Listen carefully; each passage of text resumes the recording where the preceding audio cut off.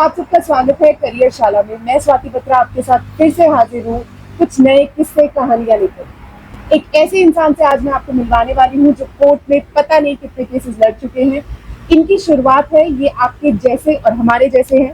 हम इनसे जरूर जानेंगे कि क्या ये फील्ड उन बच्चों के लिए सही है जो आजकल इस फील्ड को अपना करियर बनाना चाहते हैं। तो सबसे पहले मैं वेलकम करना चाहूंगी मिस्टर अभिमन्यु का। Thank you so much, it is an honour to be here. Definitely मेरा भी ऑनर है कि सर ने हमें टाइम दिया। तो मैं पहले जानना चाहूंगी सर, आपको कितना टाइम हो गया प्रैक्टिस करते हुए? मेरे को भी ज्यादा टाइम तो नहीं हुआ, मेरी भी अभी नई प्रैक्टिस ही है। तो 2-2.5 साल से मैं इधर पंजाब हरियाणा हाई कोर्ट में प्रैक्टिस कर रहा हूँ। एंड 2.5 साल से आप प्रैक्टिस कर रहे हैं? हाँ जी। एंड अभी मैंने थोड़ा इंडिपेंडेंट करना शुरू कर दिया, अपना काम प्रोक्योर करने के लिए जाता हूँ, साथ में सीनियर को सर्च कर। ओके। सो सर मैं सबसे पहले ये चीज जानना चाहूंगी कि आपने क्या सोच के इस फील्ड को अपने लिए चुना? सी मेरे लिए सिंपल था कि I was like initially I was not in favor of this profession. Okay. I'll be very honest because I had zero clarity till about 22 years of age कि मैंने अपनी जिंदगी में करना क्या है. So it was like कि मेरे को बस एक प्रोफेशनल डिग्री के नाम पे मैंने ये मेरे घर वालों ने भी बोला कि लॉ कर लो, ठीक है ना. तो जब मैंने when I first started like मैंने लॉ ज्वाइन किया, अब लॉ जो थ्योरी है वो जो प्रैक्टिकल है वो एकदम अलग है, ठीक है ना. सीरियसली ऐसा होता है? हाँ जी, सीरियसली ऐसा ही होता है, वो जमीन आसमान का फर्क है.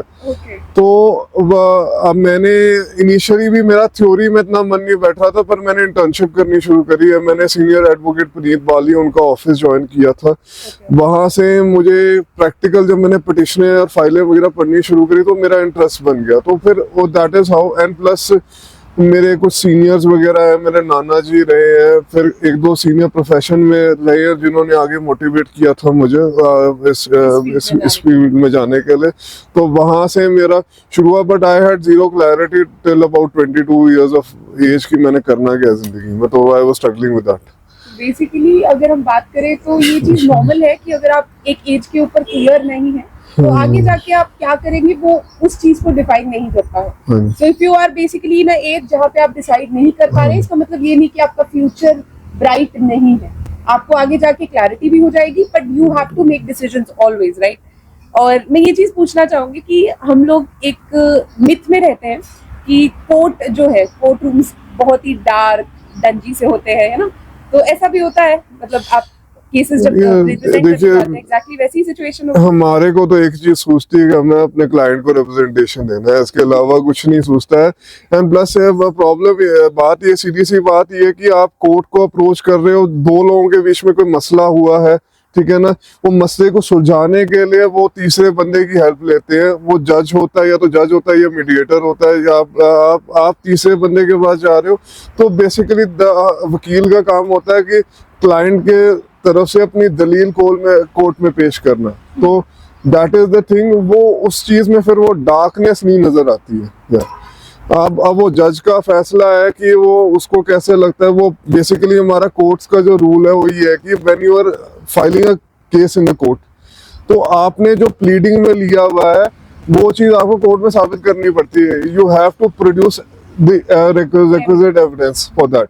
आपने एविडेंस लीड किया है, एविडेंस लीड करने के बाद फिर मैटर आर्ग्यूमेंट्स पे लगेगा. फिर जज साहब डिसाइड करेंगे कि रिलीफ बनता है नहीं बनता. अगर नहीं बनता तो आपका केस डिसमिस भी हो सकता है. आपके पास राइट है कि आप अपील फाइल करो.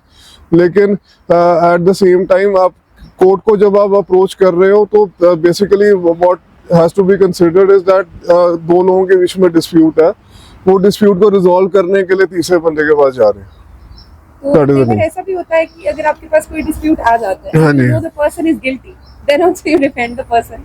No, it is not the case. ऐसा सिंपल सी बात है कि हम लोग जब बेसिकली क्या करते हैं कि हमें FIR पढ़ के पता लग जाता है कि क्या सिचुएशन है एंड कैसा है बंदे का व्यवहार है. कुछ है FIR पढ़ के अगर आप कंटेंट्स ही पढ़ोगे ना FIR के, या फिर हमें कैसे लैप्सेस पता लग जाते हैं. मैं I will just take a 1 or 2 minutes to explain.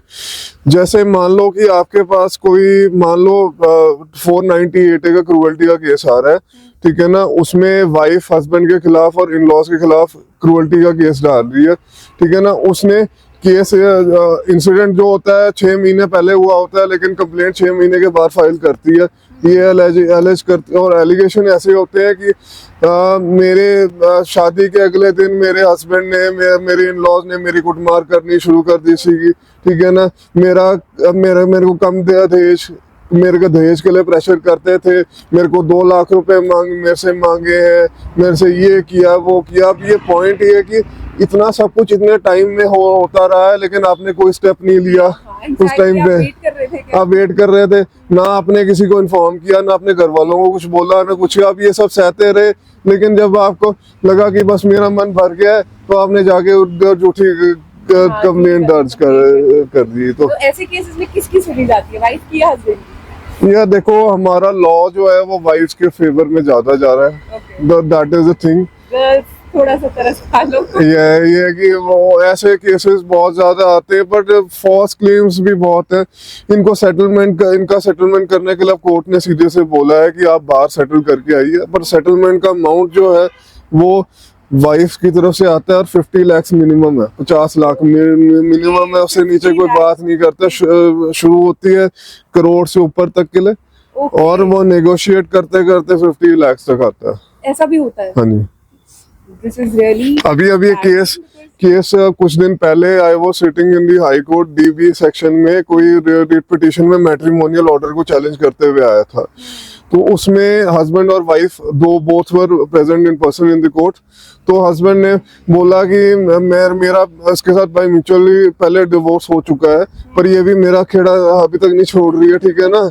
और वो wife in that case was MBA graduate, and secondly coming from all the way from abroad and wearing tip-top clothes and everything, and she is demanding 2 crore.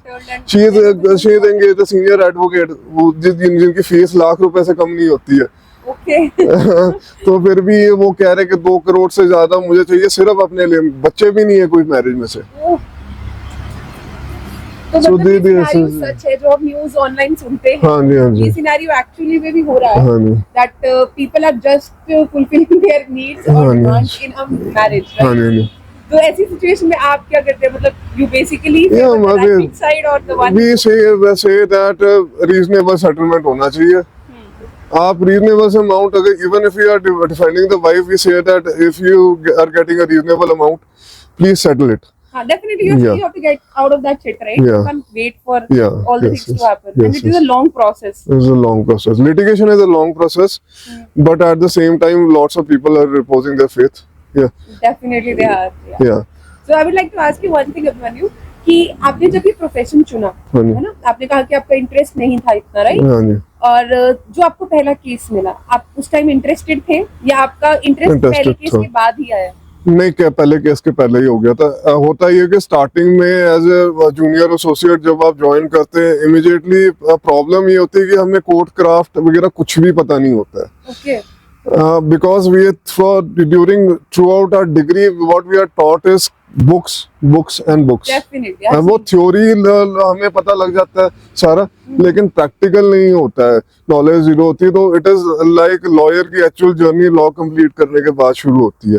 तो that is why lot of people initially struggle to find their footing, but at the same time अगर कोई senior का trust buildup हो जाए तो आपको cases देगा करने के लिए, आर्ग्यू करने के लिए देगा, जो भी है वो आगे से केसेस मैटर्स वगैरह आएंगे आपके पास, काम आएगा। तो मैंने अपना फर्स्ट केस जब आर्ग्यू किया था वो जस्टिस अनुपिंदर सिंह ग्रेवाल है जो हमारे हाई कोर्ट में डीबी में, और जो साथ में कीर्ति सिंह, मैंने बेल मैटर आर्ग्यू किया था। तो it was a very weak case on merits, but after that once I started speaking before the court, वो बड़ा हिम्मत आती है, बहुत ज्यादा कॉन्फिडेंस आता है when once you start arguing. तो वो प्रोसेस जो है वो तभी हो सकता है जब किसी सीनियर को आप पे फेथ होना शुरू हो कि ये इस बंदे को आगे काम दे सकते हैं। right guide, the person has a trust in you, then you can go further, right? Yes. तो इसके अलावा अगर इंडिपेंडेंट प्रैक्टिस में अगर आपको जाना है तो ये है कि आपका माइंडसेट स्टार्टिंग से यही होना चाहिए कि मुझे अपने इंडिपेंडेंट काम करना है। वो इनिशियली नहीं होगा, वो होना शुरू होता है आफ्टर, बिकॉज अगर आपको प्रॉपरली कोर्ट क्राफ्ट जो है वो 2, 2.5, 3 साल के बाद आपको समझ में आता है कि प्रोसीजर क्या है।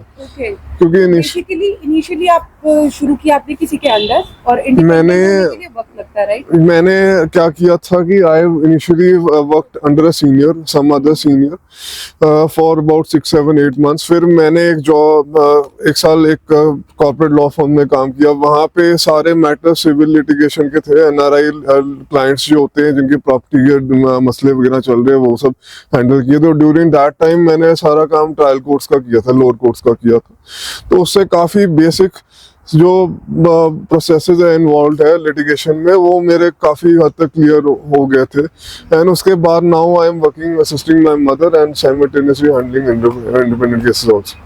That's a great journey because most of the time people actually step back.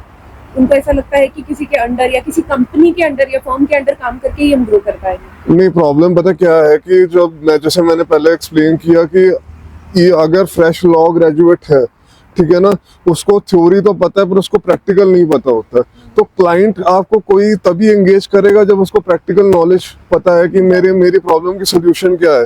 But unfortunately what is happening is that people are wanting कि मैं लॉ कंप्लीट करूं, मेरे अगले दिन साथ ही साथ मेरा काम आना शुरू हो जाए। वो नहीं होता है।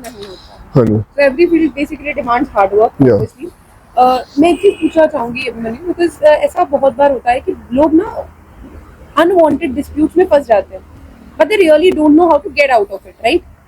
कई बार ऐसा होता है कि उनको दबा लिया जाता है किसी भी प्रेशर में, हम कह सकते हैं। फॉर एग्जाम्पल प्रॉपर्टी का ही लगा लेते हैं, right?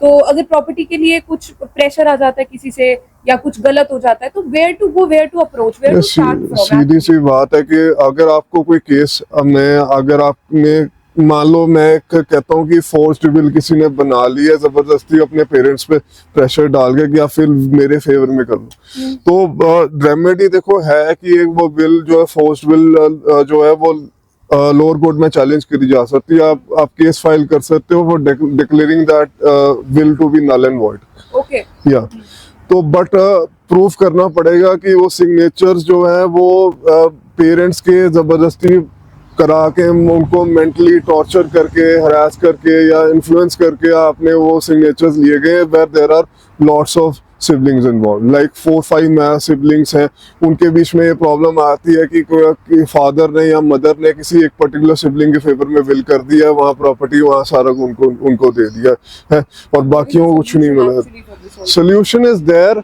But proving a will to be forged and fabricated is very difficult. that can only be done once कि जैसे फिंगरप्रिंट एक्सपर्ट को बुला के सिग्नेचर्स को आप झूठे साबित कर दो, कुछ ऐसा कर दो, तो that is only way possible है।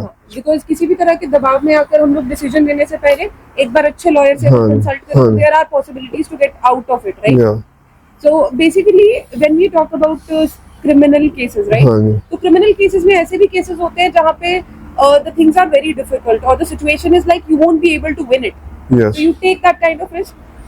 See, we make it very clear. एक बारी हम लोग केस लेते ही तब है जब FIR पढ़ लिया, चालान पढ़ लिया, we know where we are standing. And client को एक ऑनेस्ट ओपिनियन दे देते हैं कि तेरा केस बन सकता है या नहीं बन सकता है भाई। और कई दफा ऐसा भी होता है कि मल्टीपल FIRs होते हैं, उसमें तो कोई चांस ही नहीं है भाई कि हैबिचुअल ऑफेंडर है, एक केस से निकलता है दूसरे केस से बाहर आ जाता है, तो even that is to be consider. But हमें FIR चालान पढ़ के पता लग जाता है कि वो चीज़ें सारी ऑन रिकॉर्ड आई होती हैं, क्या है FIR चालान और एविडेंस पढ़ के पता लग जाता है हमें कि क्या सिचुएशन है। अगर नहीं है तो नहीं है भाई, नहीं हो सकता कुछ। सही है, बिकॉज मेरे को ऐसा लगता है कि हम लोग, हमारे में ऐसा होता है कि बेसिकली हम लोग दूर भागते हैं इन चीज़ों से। हम लोग कहते हैं कि प्रेशर में या परेशानी में क्यों ही फंसना, बिकॉज कोई भी केस, कोई भी प्रॉब्लम आती है, हम लोग जाने के बजाय कोर्ट्स बाहर सेटलमेंट का सोचते हैं। So what do you think, settlement is better or? Yes, settlement is definitely better. क्यों, even I am favouring that settlement is better because judges are resisting. They are saying that you settle the matter outside and then come to the court. Okay. Yeah. Because litigation is a tedious process. Even if for judges it is difficult to decide कि कैसे इसका कोई solution कर सकते हैं या कुछ है। मैं एक एग्जांपल देना चाहूँगा। ये जस्टिस हमारे DY चंद्रचूड़ थे, उन्होंने अयोध्या टेम्पल का जो इशू डिसाइड किया था, उन्होंने बोला कि मैंने राम जी को प्रे किया था, मैंने इस भगवान को प्रार्थना करी थी कि जजमेंट डिलीवर करने से पहले। These are very sensitive issues जो कि डिसाइड करना एडजुडिकेशन आसान नहीं होती है। तो I am just making a reference, और उन्होंने बहुत अच्छी 400 मेरे ख्याल 400 page, I am not sure, मेरे ख्याल 400 पेज की जजमेंट दी थी ये अयोध्या वाले इशू पे। तो जजेस का भी बहुत दिमाग लगता है जजमेंट पास करने में। ऐसा नहीं है कि सारी चीजें बैकलैश भी फेस करना पड़ता है, बिल्कुल फेस करना पड़ता है। अभी मैं, आपने बैकलैश की मेरी बात करी, अभी मैंने कुछ दिन पहले सोशल मीडिया पे एक चीज होती देखी थी कि किसी बंदे की बेल अलाउ कर दी, अब उसको बरी कर दिया था सुप्रीम कोर्ट ने। वो तो लो पीपल वर क्रिटिसाइजिंग कि ऐसा कैसे हो सकता है। But I just want to clarify one thing, अगर कोई बंदा कन्विक्टेड भी है किसी केस में जिसकी अपील पेंडिंग चल रही है, काफी टाइम से सुनवाई नहीं हुई है, तो वो बेल ले सकता है। Under section 389 CRPC he is entitled to getting bail, and even parole and furlough are also there. That is basically कि अगर कोई कन्विक्ट है तो वो बेल वगैरह ले सकता है। और इसमें इम्पोर्टेंट चीज ये है कि अगर आप किसी केस को बाहर से देखेंगे वो डिफरेंट होता है, लेकिन अगर आप कोर्ट के अंदर उसको देखते हैं वो डिफरेंट होता है। कोर्ट को देखना है कि प्रोसिक्यूशन क्या एविडेंस लीड कर रही है। प्रोसिक्यूशन मीडिया ट्रायल्स पे बिलीव करते हैं। हाँ जी, वो मीडिया जो है वो बहुत इसको अपनी तरह से फैब्रिकेटेड करके दिखाती है, पर कोर्ट को ये देखना है कि प्रोसिक्यूशन ने क्या एविडेंस प्रोड्यूस किया है। क्या जो ट्रायल कोर्ट है वो एक बेसिकली क्रिमिनल लॉ का एक सिंपल सा रूल है, the prosecution has to prove their case beyond any reasonable doubt to establish the guilt of the accused. Once that is done, the trial court can convict the person, but the accused has a right to go and appeal. Okay. Yeah. तो basically हम लोग media trials के हिसाब से देखते हैं, और ये लोग कोर्ट के अंदर जो सिनेरियो होता है वो बिल्कुल डिफरेंट होता है। And I would like to say, if you are going for this kind of thing, मेरे हिसाब से आपको मेंटली बहुत स्ट्रांग होने की जरूरत है। बिकॉज आप अगर अपने पॉइंट ऑफ व्यू, अपनी कम्युनिकेशन के ऊपर क्लियर नहीं है तो आप एक अच्छे लॉयर आई थिंक तो नहीं बन सकते। Communication is very very essential. It is very important कि आप जज को, आप जो बात कम्युनिकेट कर रहे हो वो प्रिसाइज है, क्लियर है, and that clarity comes from the time जो आप केस फाइल कर रहे हो। क्योंकि वो इनिशियली जज प्लीडिंग्स पढ़ के आएंगे जो आपने अपनी पिटिशन में मेंशन करी हुई, तो even the drafting and the arguments they need to be precise and clear. Definitely. And one thing which I would like to tell you, Abhimanyu, I'm talking to you and I feel that strength in your words. So basically, जिसको भी law में जाना है, you have to be strong enough and you have to be clear about your point of views, right? Because Yes. अगर आप अपने point of view पे खुद ही stand नहीं ले रहे हैं तो आप आगे कैसे किसी को भी convince करेंगे? हाँ, that is true. तो अगर कोई law लेना चाहे तो उसके लिए आपकी क्या राय रहेगी? स्टार्टिंग में तो मेरी तो ये सजेशन है कि आप जब लॉ कर रहे हो तो साथ में अपना प्रैक्टिकल शुरू कर दो, क्योंकि आफ्टर वर्ड्स आपको इतनी अपॉर्चुनिटीज नहीं मिलेंगी, एंड बाद में ऐसा है कि फिर हाई लोगों की बड़ी एक्सपेक्टेशंस होती है कि भाई हाई अर्निंग प्रोफेशन है, ये है वो। हाँ, वो आता है, पर फेजेस होते हैं। जैसे लॉयर का इनिशियली होता है कि initial after completing law, because of lack of work experience 10 से 20 हज़ार तक की इनकम होती है, वो ग्रेजुअली इंक्रीज होती है, बट अपना थोड़ा पेशेंस चाहिए होता है, और family support is also there. पर क्या कहते हैं, वो थोड़ी पेशेंस चाहिए होती है, विद टाइम इंक्रीज होता है। It is not like an overnight process. Definitely it's not an overnight process. आपको पेशेंस भी चाहिए, आपको हार्ड वर्क भी करना पड़ेगा। जो लॉयर कहते हैं ना कि सिर्फ लॉयर एक नाम नहीं है, बिकॉज इसके पीछे मैंने देखा है कितनी मेहनत लगती है। I have seen the books and all stuff कि बहुत पढ़ना पड़ता है। ये अभिमन्यु आपको अच्छे से बता सकते हैं। इज इट करेक्ट कि लॉयर्स को पढ़ना बहुत पड़ता है?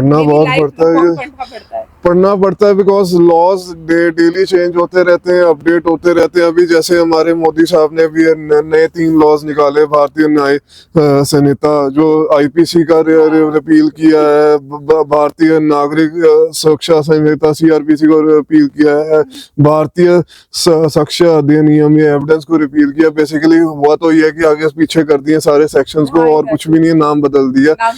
और कुछ और माइनर चेंजेस है, जैसे इलेक्ट्रॉनिक एविडेंस को एडमिसिबल कर दिया है।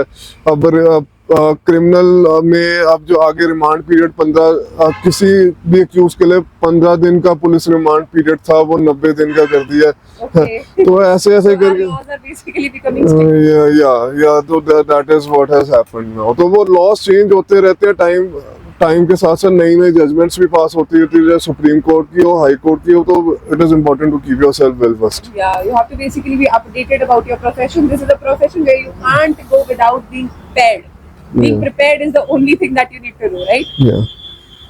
तो Abhimanyu, I would like to ask you one thing. जब आपने शुरू किया था तो क्या आपने पैसे को लेकर सोचा था कि you are going to earn a lot नहीं, from this profession? honestly speaking, I never thought about the money aspect because I was only thinking about कि काम करना है और वही मोटिवेशन रही है, काम के बारे में सोचना है और कैसे अपने आप को यूज़ करना। पैसे तो आ ही जाएंगे एंड बाय गॉड्स ग्रेस ऐसे कोई पैसों की प्रॉब्लम नहीं है। एंड प्लस ये कि सेम प्रोफेशन बीइंग थोड़ा सा ये है कि पेरेंट्स भी सेम प्रोफेशन से हैं, तो उन्होंने पहले से इनसाइट बना के रखा था कि इनिशियली जो है वो ग्राफ नीचे रहने वाला है, वो धीरे धीरे करके ऊपर जाएगा। तो मैंने पहले से जब काम लॉ के बारे में सोचा था तो it was not about the money from any way. That's nice because most of the time we choose professions according to the pay scale or something, but ऐसा होता नहीं है। आप किसी भी छोटे प्रोफेशन, बड़े प्रोफेशन, आप किसी भी जगह पे काम कर रहे हैं, अगर आप हार्ड वर्किंग है तो I think you can earn well anywhere and everywhere with patience. One more important thing, patience is very much required. Patience is very, very much required because things do not happen overnight. It is a slow process. But I think जो slow process होता है ना, उसमें growth बहुत ज़्यादा होती है। अगर आप immediately आप shortcut में अगर किसी को चीज़ को आप कर रहे हो तो मुझे लग रहा है कि वो long lasting नहीं हो पाता इतना। Exactly. किसी भी चीज को शॉर्ट टर्म के लिए सोच कर रहे हैं या आप इमीडिएट रिजल्ट्स की उम्मीद रख रहे हैं, I think that doesn't work well, right? So one more question I want to ask you Abhimanyu, whenever you have gone for this, मतलब आपने जब किसी भी केस को रिप्रेजेंट किया है, what are the things that are going on in your mind? Simple यही होता है कि कैसे अपने प्रेजेंटेशन बेस्ट दे सकते हैं। आपको ये तीन चीजों के बारे में क्लैरिटी होनी चाहिए कि आपका जो अगर मैं क्रिमिनल डिफेंस लॉयर की तरह, पहले मैं एज अ डिफेंस काउंसिल बात करूंगा, फिर मैं सिविल लिटिगेशन पे आऊंगा कि कैसे, because there is a difference between preparation in a criminal matter and civil litigation. तो क्रिमिनल में सिंपल है कि आपके जो अक्यूज्ड है उसका रोल क्या एट्रीब्यूटेड है, ठीक है ना, उसने कितने साल की कस्टडी, अगर कोई बेल पोस्ट कन्विक्शन की है आप या फिर इवन रेगुलर बेल अप्लाई कर रहे हो, कितनी कस्टडी काट ली है उसने, कितना क्या एविडेंस उसके खिलाफ है, प्रोसिक्यूशन एविडेंस क्या है एंड क्या एलिगेशन है जो प्रोसिक्यूशन लगा रही है। Basically you should be knowing in crisp, you should be knowing these things. In civil litigation आपको जो आपका बेसिकली प्लीडिंग्स नीचे रही है, जैसे अगर मैं निचले पार्ट से बात करूं तो हाँ, ट्रायल कोर्ट में आप क्या केस फाइल कर रहे हो, आप जो फैक्ट स्टेट कर रहे हो वो डॉक्यूमेंट्स में है कि नहीं है। अगर आपके जो फैक्ट्स आप कह रहे हो, इट इज एसेंशियल कि वो डॉक्यूमेंट्स में भी आपके वो जो नेक्स्चर्स आप साथ में लगा रहे हो अपने केस को प्रूव करने के लिए, क्योंकि वो केस जो है वो डॉक्यूमेंट से बनता है। वो बेसिकली प्लीडिंग्स कंपाइल करके आप पिटिशन में फाइल करते हो, तो you should be knowing the facts of the case very well. So that is the thing, या this is the thing only. And do you feel like it is quite hard working profession कि आपको बहुत ज्यादा काम करना पड़ता है सबसे ज्यादा? Yeah, देखो, hard working and the sense कि there are thousands of lawyers who are even better than me. तो बहुत, अगर मैं पंजाब और हरियाणा की बार की बात करूं तो हमारे हाई कोर्ट में 15,000 बार मेंबर्स हैं। ओके। पंजाब और हरियाणा दो स्टेट्स का एक हाई कोर्ट है, तो 15,000 बार के ऑफिशियल मेंबर्स हैं। तो इतना जब होता है तो ये है कि you have to think about how you can improve, how you can become better and उसके लिए मुझे लगता है कि कितने भी आवर्स आप लगा लो उतने कम ही पड़ेंगे। है ये प्रोफेशन बहुत ज़्यादा डिमांड करता है and lots of my colleagues and my friends they tell me that उनके तो 2-2 बजे तक रात के काम होता है, ठीक है ना। लॉ ऑफिसेस ऑफिशियली जो होते हैं वो 10:30-11 बजे तक रात तक चलते हैं। तो it is like, and I will be very honest about it, once you get into this profession there is no second life. There is, जो लोग ये सोच के आ रहे हैं कि भाई मैं पर्सनल लाइफ भी जी लूंगा, मैं प्रोफेशनल लाइफ भी जी लूंगा, अनफॉर्चुनेटली आपको प्रोफेशन को चूज करना पड़ेगा चाहे कुछ भी। You have to be very serious about your profession if you are basically coming in this field. या तो वो पहले ही बता चुके हैं कि कोई पर्सनल लाइफ नहीं होने वाली है, तो अगर आप चुन रहे हैं तो बहुत सोच समझ के चुनिएगा।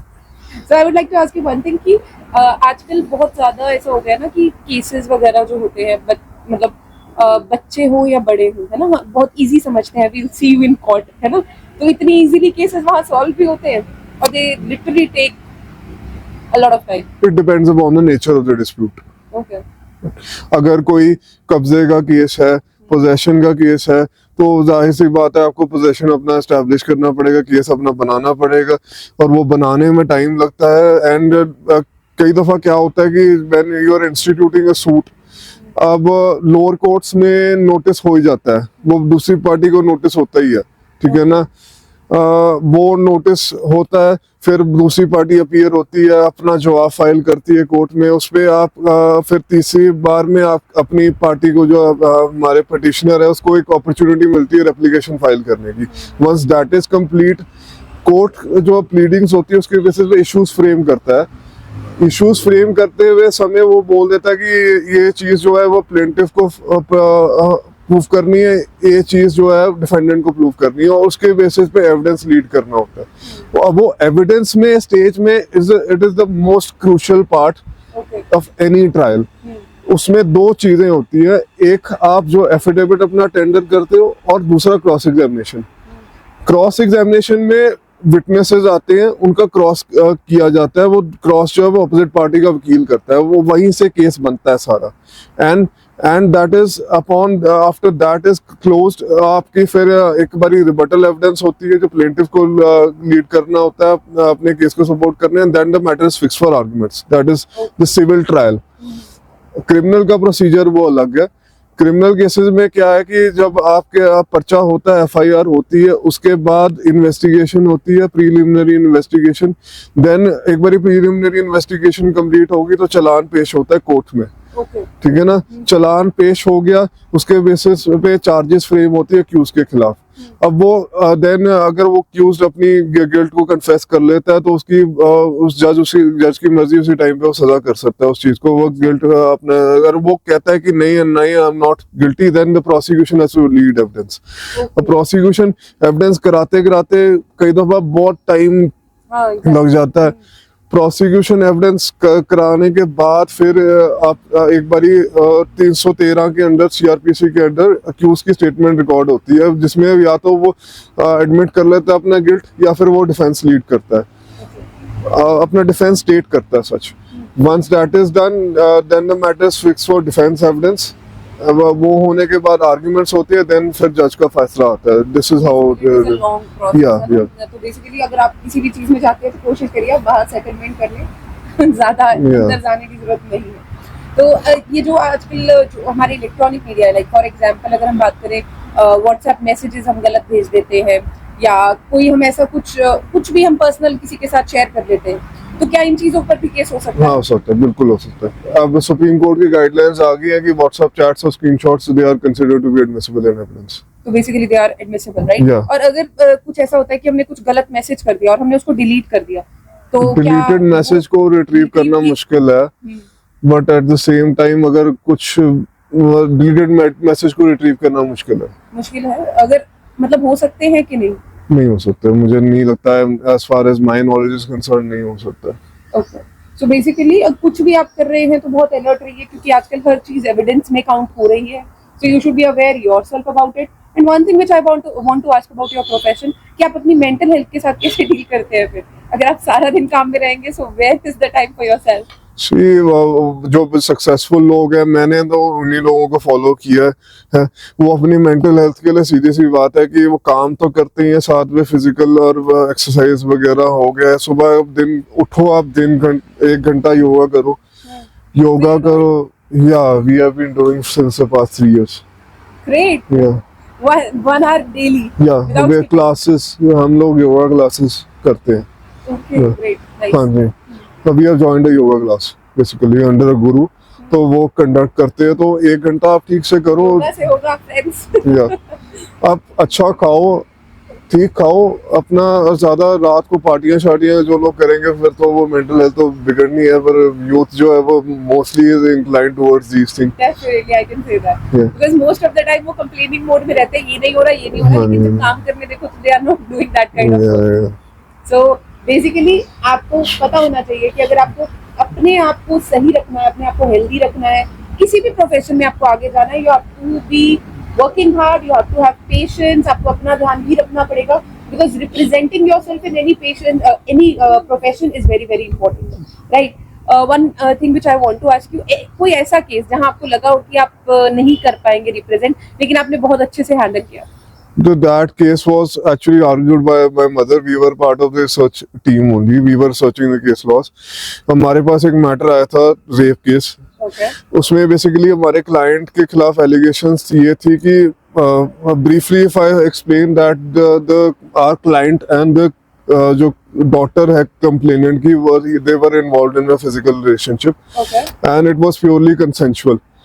Now what happened was that the girl she had gone to meet this guy at a hotel room, and they were having a physical intimacy in between, and what happened was on the next day the dead body of the daughter was found from there, and the accused person our client was not there, and there was no eyewitness evidence or anything, but because हमारा law जो है murder cases में जहाँ पे eyewitness evidence नहीं होता वो chain of circumstances पे जाते हैं।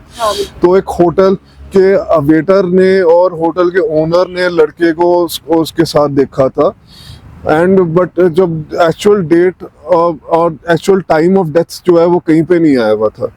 तो ऐसे केसेस में हमारे क्लाइंट को नीचे वाले कोर्ट ने 376, 376 और 302 के अंदर कन्विक्शन कर दी, just because physical relationship was there. वो चीज मेडिकल लीगल रिपोर्ट में आ गया कि ये चीज सेक्स तो फिजिकल रिलेशन तो हुआ है, ठीक है ना।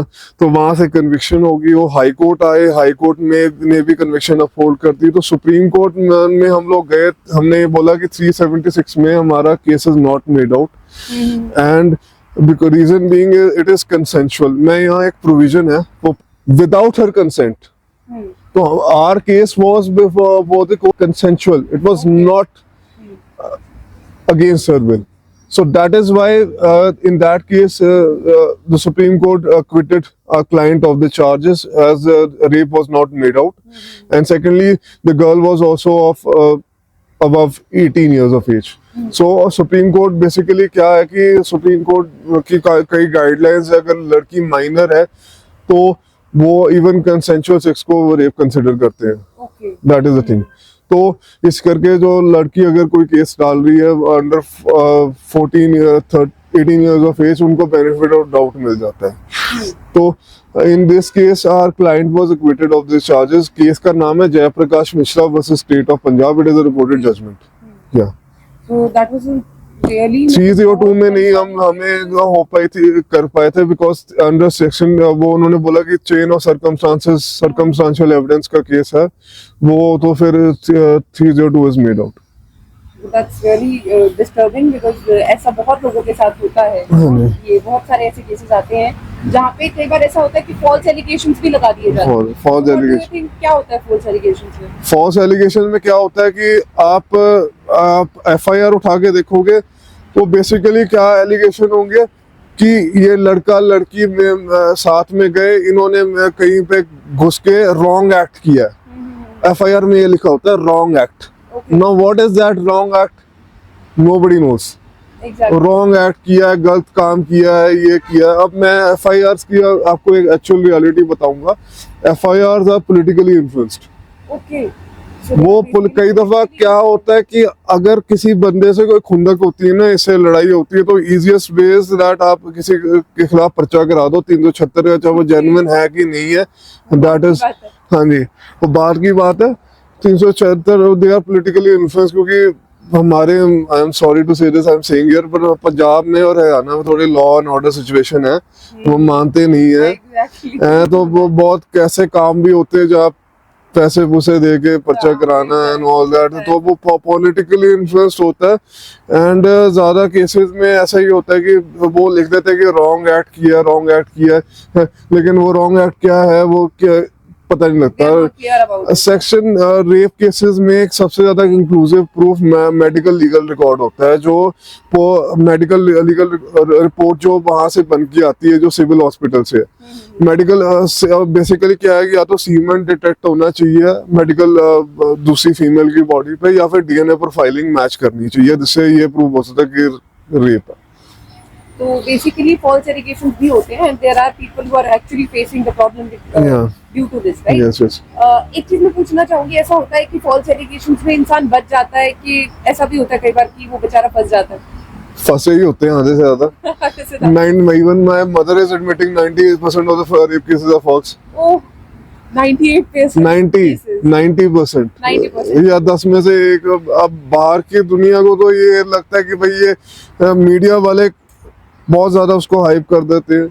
कलकत्ता वाला रेप केस जेन्युइन था, निर्भया का रेप केस जेन्युइन था, वो तो हमें भी पता है, ठीक है ना। लेकिन होता ये कि इजीएस्ट वे इज दैट आप किसी भी बंदे को फंसाना है, आप इसने मेरे साथ जबरदस्ती करी है, इसने मेरे साथ ये किया, आप outraging of women's modesty section 354 of the IPC वो कर दो, या फिर हस्बैंड और वाइफ में तो क्रूअल्टी का आ गया 498 आईपीसी, ये सब आ गया, तो वो बेसिकली लड़कों के लिए थोड़ा मुश्किल है, बहुत ज्यादा मुश्किल है। लड़कियों के लिए भी है, we understand that, but definitely जो फॉल्स एलिगेशंस होते हैं वो कहीं ना कहीं भरोसा उठा देते हैं, राइट? एक चीज मैं पूछना चाहूंगी, आप मैट्रिमोनियल केसेस भी डील करते हैं, राइट?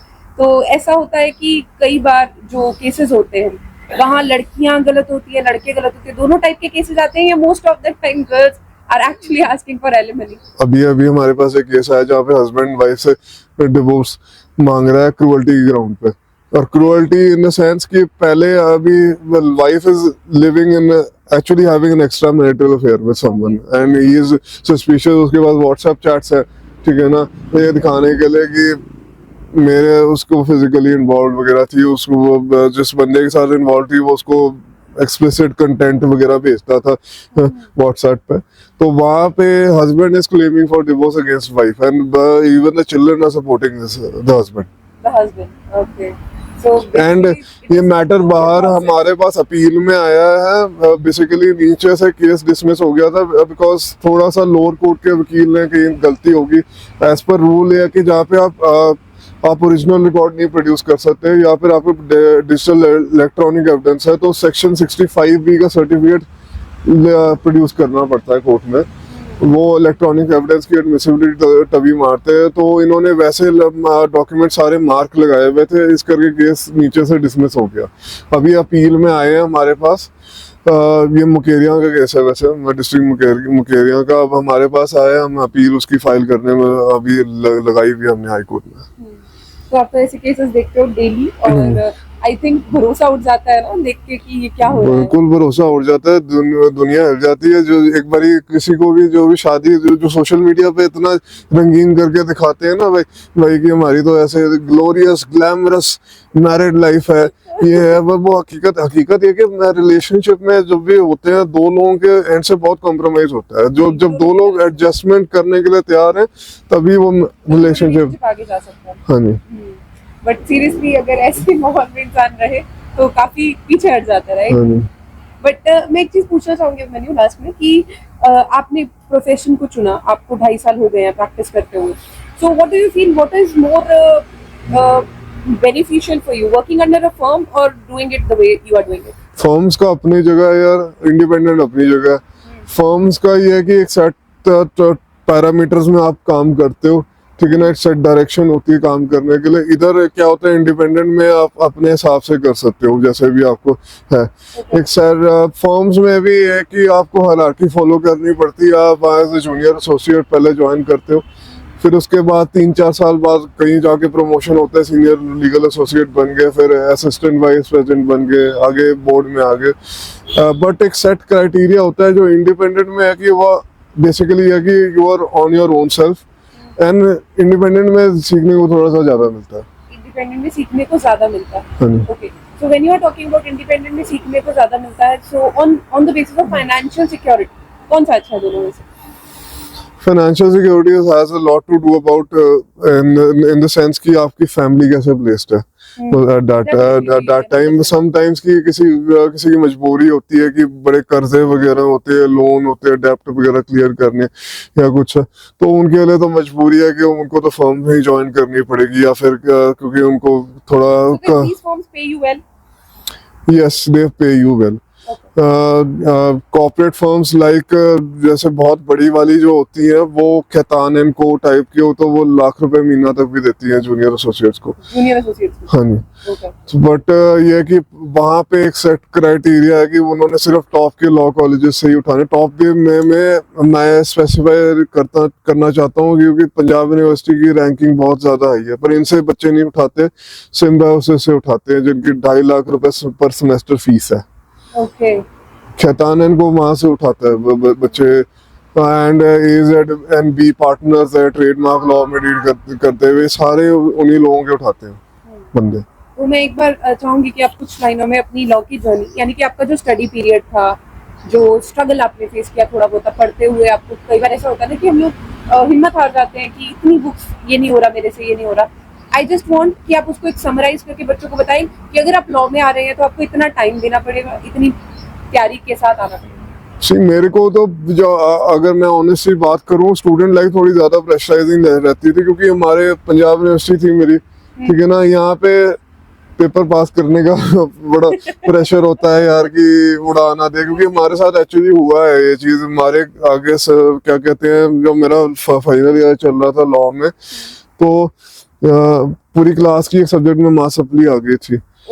तो वो बड़ा प्रेशर जो होता है ना वो एग्जाम क्लियर करने का था. बट ये नेवर फेल्ट दैट कि अदरवाइज मुझे कोई प्रेशर नहीं फील हुआ ऐसे पढ़ाई वगैरह करने का. Never really felt it. So basically if you are good communicator और आपको एग्जाम्स वगैरह मतलब क्लियर करने हैं, तो मेरे हिसाब से आपको इस फील्ड को चुनना चाहिए. Because I think you are able to represent yourself, you are good with communication, तो थोड़ा बहुत प्रेशर एग्जाम्स का आप ले ही सकते हैं, right? So this is gonna be a great field अगर आप सोच रहे हैं आने का. और एक चीज मुझे अच्छी लगी अभी मैंने जो बताया कि जितनी भी चीजें आपके सामने आएंगी, you will learn with the flow. आप बुक की लैंग्वेज या बुकिश पढ़ाई के साथ सिर्फ आगे नहीं बढ़ सकते हैं. This is only the experience and practice that makes you perfect, right? तो लास्ट में आप कुछ कहना चाहेंगे हमारे यंग लॉयर्स को जो ये प्रोफेशन में आने का सोच रहे हैं? See, I'll just be very honest with you कि इनिशियली कुछ साल मुश्किल बीतेंगे, पर उन मुश्किलों को सामना करने की हिम्मत रखनी चाहिए. एक हमारे जस्टिस हरसिमरन सिंह सेठी हैं, उन्होंने एक कॉल टू बार सेरेमनी में अपना एक्सपीरियंस शेयर किया था. वो एक फर्स्ट जनरेशन लॉयर है, अपने दम पे किया जो भी किया.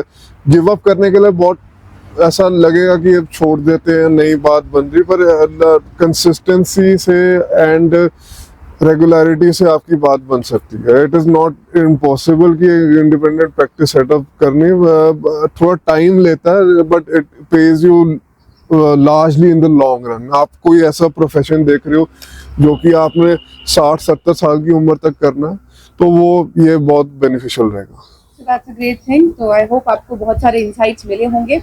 And thank you for joining us. करियरशाला को लाइक सब्सक्राइब कर दीजिएगा और इनका Instagram अकाउंट भी मैं डाल दूंगी, सर को फॉलो कर लीजिएगा. So thank you so much. Thank you so much.